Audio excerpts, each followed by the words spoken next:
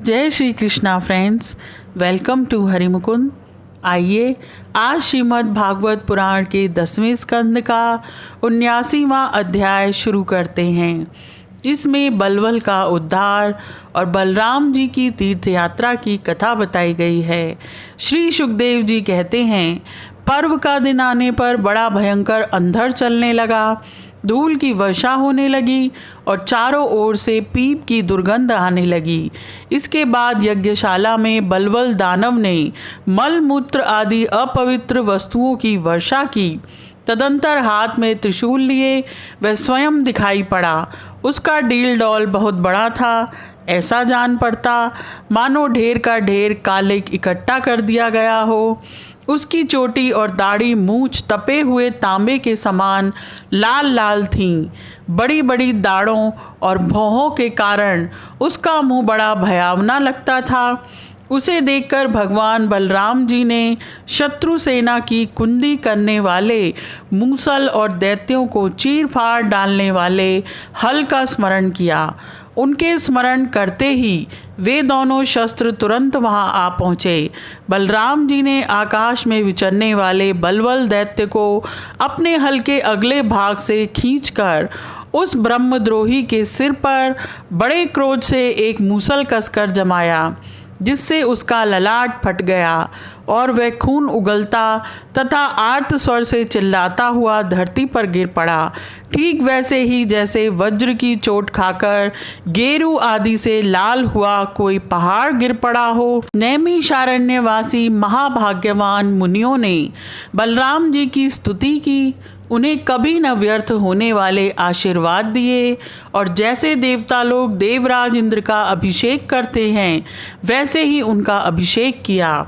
इसके बाद ऋषियों ने बलराम जी को दिव्य वस्त्र और दिव्य आभूषण दिए तथा एक ऐसी वैजंती माला भी दी जो सौंदर्य का आश्रय एवं कभी न मुरझाने वाले कमल के पुष्पों से युक्त थी।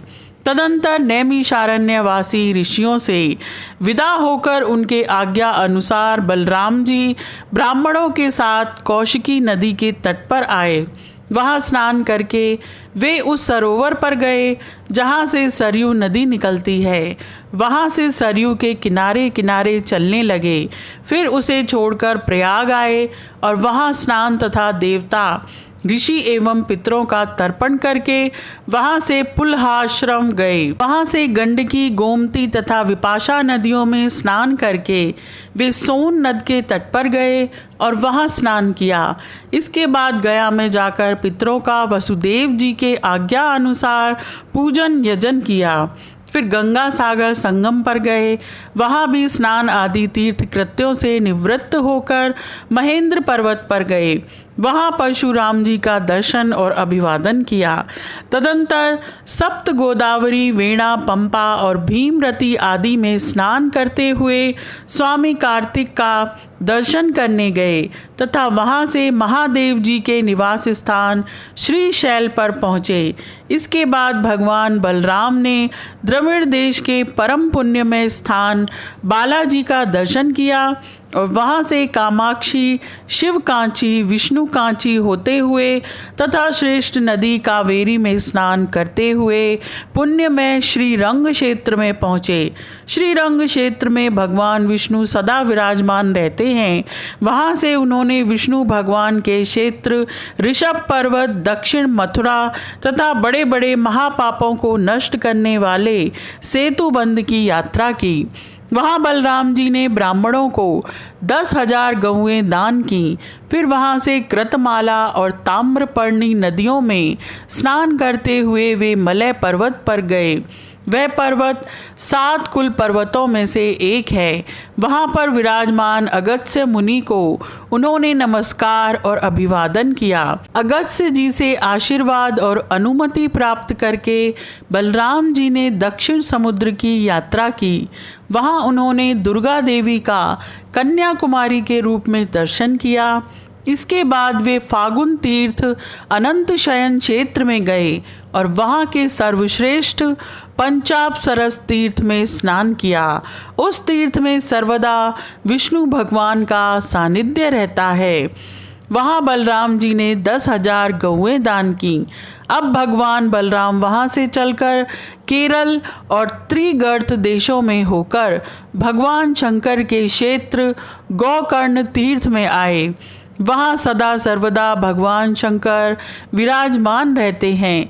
वहाँ से जल से घिरे द्वीप में निवास करने वाली आर्या देवी का दर्शन करने गए और फिर उस द्वीप से चलकर शूर्पारक क्षेत्र की यात्रा की।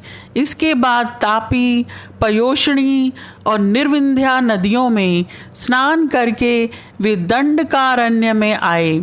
वहाँ होकर वे नर्मदा जी के तट पर गए। इस पवित्र नदी के तट पर ही माहिष्मतीपुरी है। वहाँ मुनि तीर्थ में स्नान करके वे फिर प्रभास क्षेत्र में चले आए। वहीं उन्होंने ब्राह्मणों से सुना कि कौरव और पांडवों के युद्ध में अधिकांश क्षत्रियों का संहार हो गया। उन्होंने ऐसा अनुभव किया कि अब पृथ्वी का बहुत सा भार उतर गया। जिस दिन रणभूमि में भीमसेन और दुर्योधन गदा युद्ध कर रहे थे, उसी दिन बलराम जी उन्हें रोकने के लिए कुरुक्षेत्र जा पहुँचे। महाराज युधिष्ठिर, नकुल, सहदेव, भगवान श्री कृष्ण और अर्जुन ने बलराम जी को देखकर प्रणाम किया तथा चुप हो रहे। वे डरते हुए मन ही मन सोचने लगे कि ये न जाने क्या कहने के लिए यहाँ पधारे हैं। उस समय भीमसेन और दुर्योधन दोनों ही हाथ में गदा लेकर एक दूसरे को जीतने के लिए क्रोध से भरकर भांति भांति के पैंतरे बदल रहे थे। उन्हें देखकर बलराम जी ने कहा, राजा दुर्योधन और भीमसेन, तुम दोनों वीर हो, तुम दोनों में बल पौरुष भी समान है।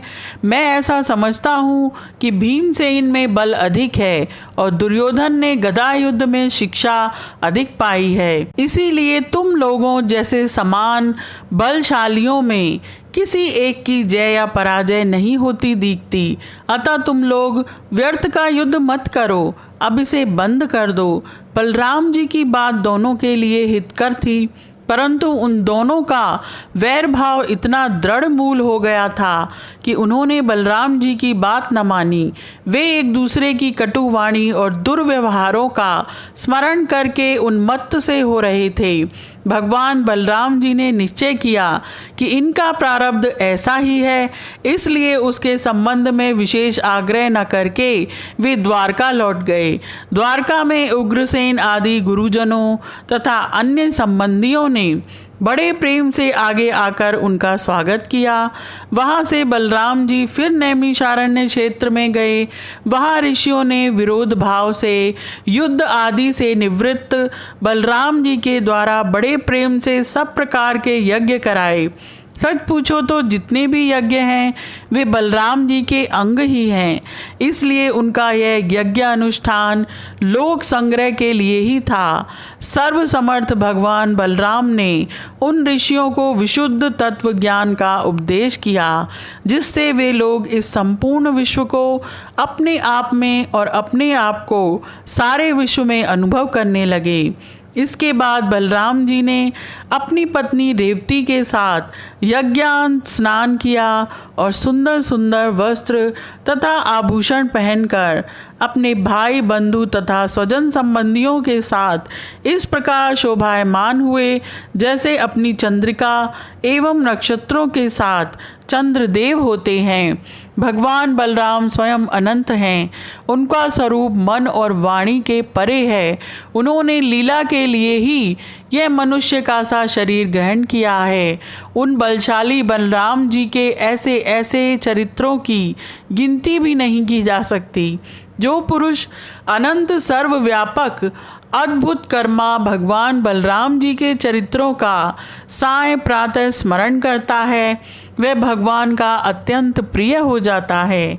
यह अध्याय यहीं समाप्त होता है। आज के लिए इतना ही। Please like, share and subscribe my channel. Thank you.